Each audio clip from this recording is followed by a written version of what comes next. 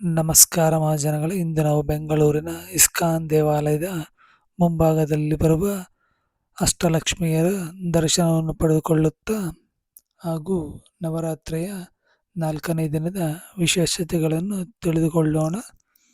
ಬನ್ನಿ, ಈಗ ದೇವಾಲಯದ ಒಳಗೆ ಹೋಗೋಣ. ಹಾಗೆಯೇ ಈ ನವರಾತ್ರಿಯ 4ನೇ ದಿನದ ವಿಶೇಷತೆ ಏನೆಂದರೆ, ನವರಾತ್ರಿ ಹಬ್ಬವು ದುರ್ಗಾದೇವಿಯ 9 ರೂಪಗಳಿಗೆ ಸಮರ್ಪಿತವಾದ ಒಂದು ಪವಿತ್ರ ಹಬ್ಬವಾಗಿದೆ. ಪ್ರತಿ ದಿನವನ್ನು ಒಬ್ಬ ದೇವಿಯ ರೂಪಕ್ಕೆ ಮೀಸಲಿಡಲಾಗುತ್ತದೆ. 4ನೇ ದಿನದಲ್ಲಿ ಪೂಜಿಸಲಾಗುವುದು ಕುಷ್ಟಂಗ ದೇವಿಗೆ. ನವರಾತ್ರಿಯ 4ನೇ ದಿನ ಕುಷ್ಟಂಗ ದೇವಿಯ ರೂಪ. ಕುಷ್ಟಂಗ ದೇವಿ ಎಂಬುದು ಸಂಸ್ಕೃತ ಪದದ ಕೋ ಅಂದರೆ ತಗ್ಗು, ಉಷ್ಣ ಅಂದರೆ ಉಷ್ಣತೆ ಮತ್ತು ಜ್ವಾಲೆ, ಮತ್ತು ಅಂಡ ಎಂದರೆ ದಿಂಡು ಅಥವಾ ಬ್ರಹ್ಮಾಂಡ. ಈ ದೇವಿಗೆ ಬ್ರಹ್ಮಾಂಡವನ್ನು ತನ್ನ ನಗು ಮಾತ್ರದಿಂದ ಸೃಷ್ಟಿಸಿದಳು ಎನ್ನುವುದು ಪೌರಾಣಿಕ ಹಿನ್ನೆಲೆ. ದೇವಿಯ ವೇಷ: ಅವಳು ಅಷ್ಟಭುಜೆಯೊಂದಿಗೆ ಕಾಣಿಸುತ್ತಾಳೆ.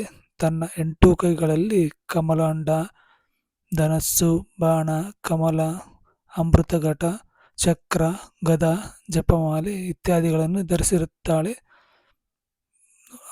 ಅವಳ ವಾಹನ ಸಿಂಹ. ಆರಾಧನೆಯ ಮಹತ್ವವೇನೆಂದರೆ, ಆ ದಿನ ಕುಷ್ಟಂಗ ದೇವಿಯ ಆರಾಧನೆಯ ಮೂಲಕ ಭಕ್ತರು ಆರೋಗ್ಯ, ಶಕ್ತಿ ಮತ್ತು ಆಯುಷ್ಯನ್ನು ಪಡೆಯುತ್ತಾರೆ. ಆ ದೇವಿಯ ಆತ್ಮಶಕ್ತಿಯ ಚಿಹ್ನೆಯಾಗಿ ಪರಿಗಣಿಸಲಾಗುತ್ತದೆ. ಕುಷ್ಟಂಗ ದೇವಿಯ ಬಣ್ಣವು ಹಸಿರು ಆಗಿದೆ. ಹಿನ್ನೆಲೆ ತಿಳಿಯಬೇಕೆಂದರೆ, ಪಾರ್ವತೀ ದೇವಿ ಬ್ರಹ್ಮಾಂಡವನ್ನು ಸೃಷ್ಟಿಸಲು ಒಂದು ಜ್ವಲಂತ ನಗೆಯಿಂದ ಪ್ರಕಾಶವನ್ನು ಹೊರಸೂಸಿದಳು. ಈ ಪ್ರಕಾಶದಿಂದ ವಿಶ್ವದ ಸೃಷ್ಟಿ ನಡೆದಿದೆ. ಆ ನಗೆಯಿಂದಲೇ ಆಕೆಗೆ ಕುಷ್ಟಂಗ ಎಂಬ ಹೆಸರು ಬಂತು. ಈ ದೇವಿಯ ಪೂಜೆಯಿಂದ ಆತ್ಮಬಲ, ನಿರ್ಬಂಧತೆ ಮತ್ತು ಪೌರತ್ವ ಜಾಗೃತವಾಗುತ್ತದೆ ಎಂದು ನಂಬಲಾಗುತ್ತದೆ. ನವರಾತ್ರಿಯ 4ನೇ ದಿನ ಮಾಡುವ ವಿಧಿ ಎಂದರೆ, ದೇವಿಯನ್ನು ಹಸಿವಿನಿಂದ ಬೇಡದಂತೆ ಪ್ರಾರ್ಥಿಸಬೇಕು. ತಾಯಿಯು ವಿಶ್ವವನ್ನು ಉನ್ನತ ಮಟ್ಟಕ್ಕೆ ಶಕ್ತಿ ಎಂಬಂತೆ ಭಾವಿಸುತ್ತಾಳೆ.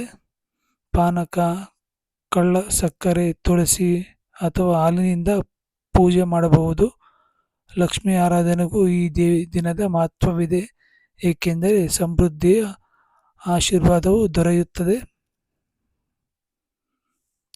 ಇನ್ನಷ್ಟು ವಿಡಿಯೋವೊಂದಿಗೆ ಮತ್ತೆ ಸಿಗುವೆ. ಎಲ್ಲರಿಗೂ ಶುಭವಾಗಲಿ. ಈಗ ಶ್ರೀಕೃಷ್ಣನ